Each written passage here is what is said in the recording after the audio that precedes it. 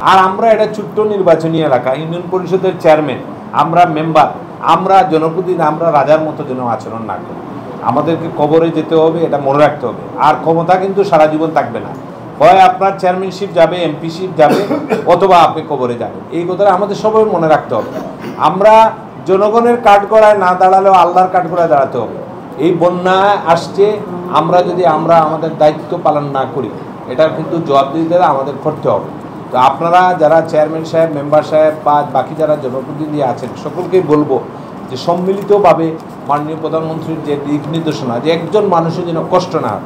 এই যে আমাদের ইউনো সাহেব বলছেন আমরা ওই 40 টন সহ প্রায় অলমোস্ট 170 টন চাল আমরা পাচ্ছি। তো আমরা হিসাব করছি 17,000 লোককে আমরা 10 কেজি করে চাল দিচ্ছি। 4 জন করে হলে হিসাব করেন, এই বালাগঞ্জের পপুলেশন হলো আমাদের 80,000। 80,000-এর মধ্যে আমরা 60,000 লোককে আমরা চাল দিতে পারছি। এটা বাংলাদেশের কোথাও আপনি পাবেন?